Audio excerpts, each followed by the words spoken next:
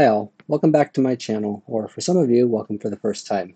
I'm here today to talk about timelines in Tacticus in order to help you understand the bottlenecks in strengthening your characters, and to help you contextualize the various pieces of advice and information you've undoubtedly already received about bottlenecks, building wide versus tall, etc.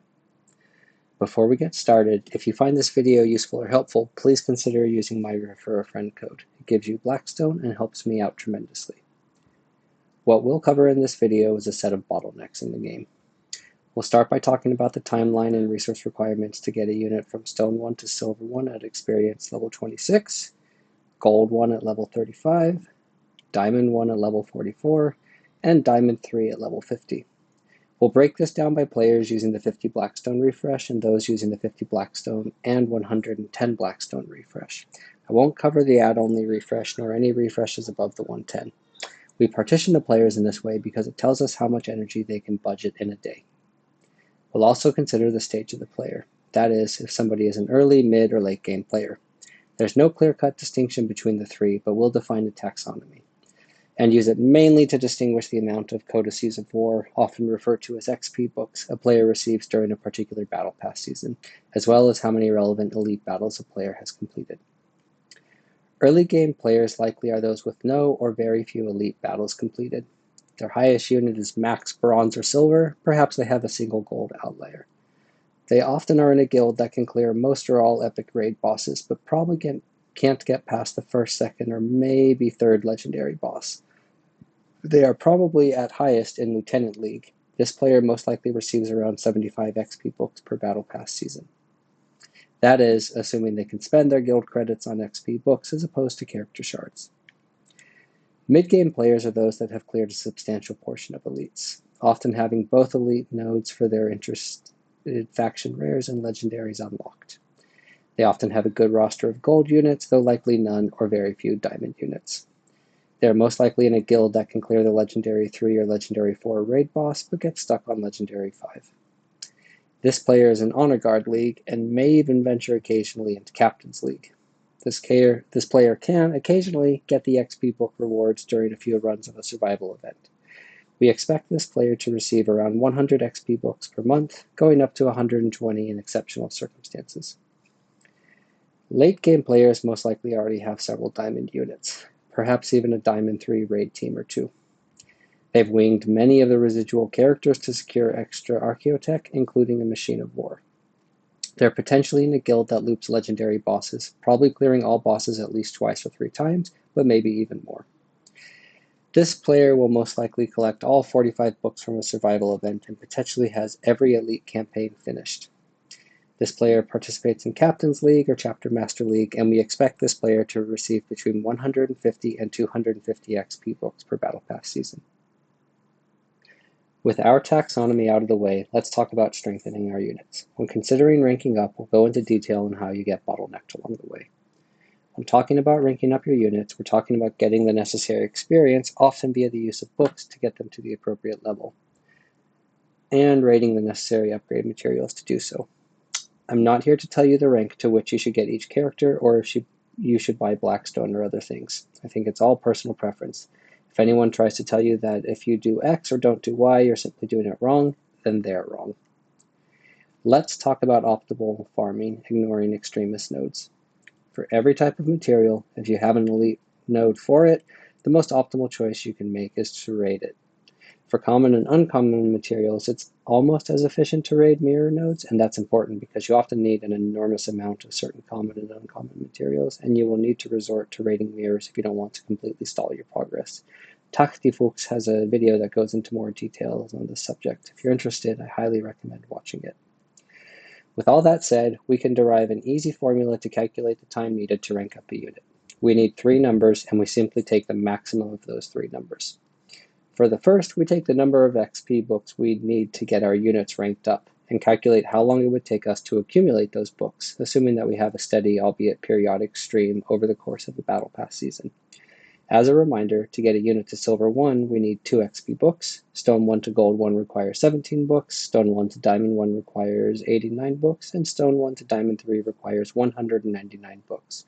All units have the same XP requirements.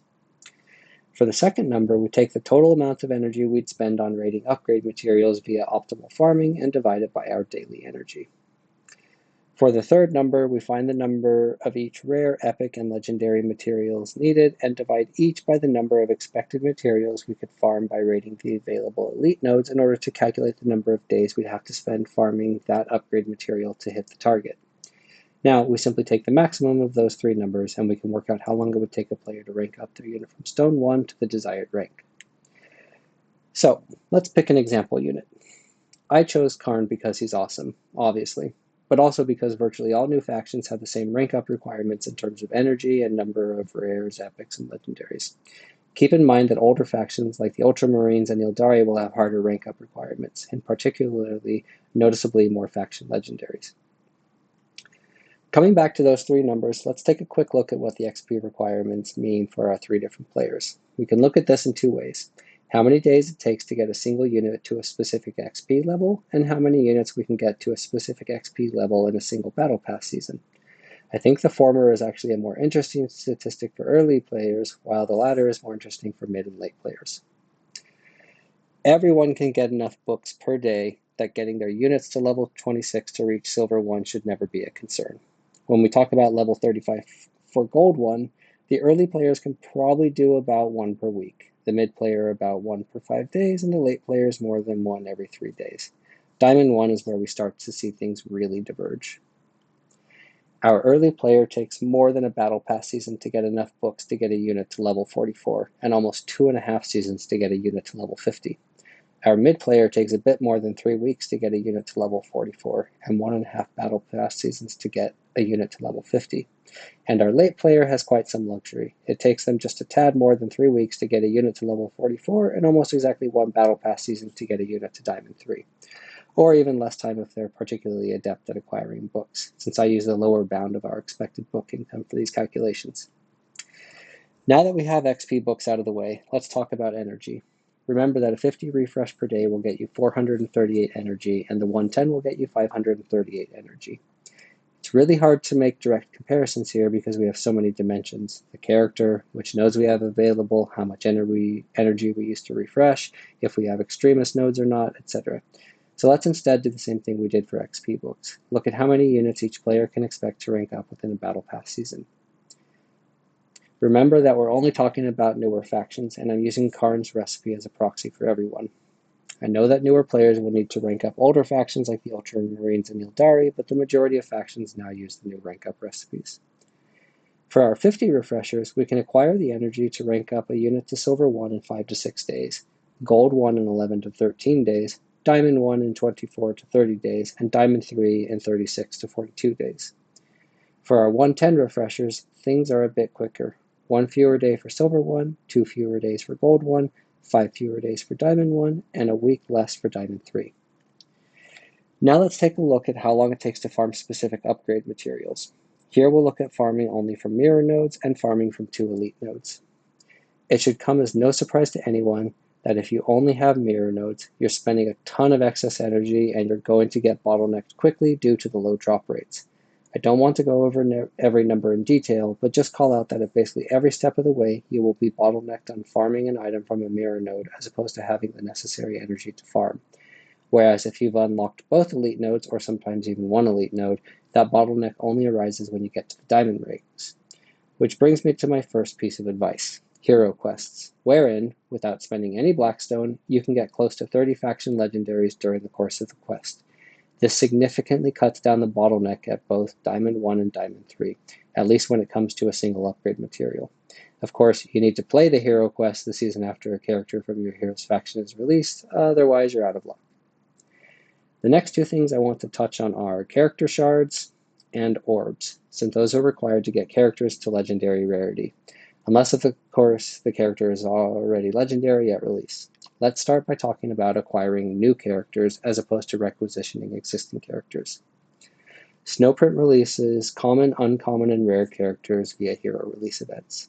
They release epic characters via the Battle Pass and have always required the Ultimate Battle Pass to gain the necessary shards for an unlock. And they release legendary characters via legendary events. For hero release events, if you are fully free to play, You can still do the 50 refresh every day, and by participating in Snowprint's Discord events, you can afford to do the 110 refresh during hero release events. This guarantees you an Epic 1 unlock of the hero, assuming you complete all the missions. I mention this because it means that in combination with Epic and Legendary characters, we will never acquire a character at any rarity lower than Epic, albeit often with only one red star. In order to rank up a character beyond Gold 1, you need to ascend them to Legendary. In order to do that, you need 250 character shards and 10 of their alliance's Legendary Orbs. So how do we go about getting character shards and orbs, and will they be bottlenecks? The one recurring source of character shards is Onslaught. Assuming you're at Onslaught Sector 22 or beyond, you can expect to get about 10 shards per day on average. Let's first talk about getting your character to Epic 3. This requires 150 character shards, or about 15 days. Getting from Epic 3 to Legendary then requires an additional 100 shards. This amounts to 10 days of Onslaught, or 15 Onslaught battles. We're going to talk about campaign character shards next, but let's keep that number 15 in mind because it's important when we talk about Orbs. For campaign characters and campaign event characters, you can additionally acquire their shards by farming. To do so optimally, you farm elite nodes and extremist nodes. If you farm every day per Battle Pass season, which is always 35 days, you can expect to farm 108 shards using 1050 energy of farming elite nodes and 86 shards using 840 energy of farming extremist nodes. This means that in order to get the 250 character shards necessary, you would need 2.5 Battle Pass seasons and roughly 2500 energy to get the requisite character shards to ascend to Legendary. So let's talk about orbs. You have two repeatable sources of orbs: Onslaught and Guild Raids. When honoring a character in Onslaught, if they are at the maximum stars for their rarity, excluding Legendary, you will receive character shards as usual, but instead of a chance at a badge, you receive a chance at an orb. Legendary orbs have a 50% drop chance when honoring an Epic 3 character. If we need 10 orbs, then we would expect to need to play 20 Onslaught battles. Remember that number 15? The number of Onslaught battles needed to acquire the 100 shards to ascend from Epic 3 to Legendary? Well, 20 is greater than 15. Guild Raids are your other reliable source of orbs. When defeating an Epic or Legendary boss, you get a guaranteed Legendary orb, albeit from a random alliance. A Guild Raid season is 2 weeks long. Our early game players are going to receive, on average, 2 Alliance orbs per season, or 1 orb per week. Our mid-game players are going to receive about double that, and our late-game players in good guilds could easily hit 5 orbs per Alliance per week. So where does that leave us in terms of orbs when ranking units to Silver 1, Gold 1, Diamond 1, and Diamond 3? Well, for Silver 1 and Gold 1, orbs and shards will never be a bottleneck because Epic characters can get there already. Diamond ranks require a Legendary 3 character. Assuming we use Onslaught to honor our characters and participate in guild raids, it will take 25 days to acquire both the shards and orbs to ascend our characters. The mid and late game players will have an excess of orbs collected, whereas the early game player will probably just about get to 10. Given that it takes about 23 days to farm the materials for newer characters to get to Diamond 1, shards and orbs could actually end up being a bottleneck here, at least for Diamond 1. For Diamond 3, it's a non-issue. We still have our other bottlenecks.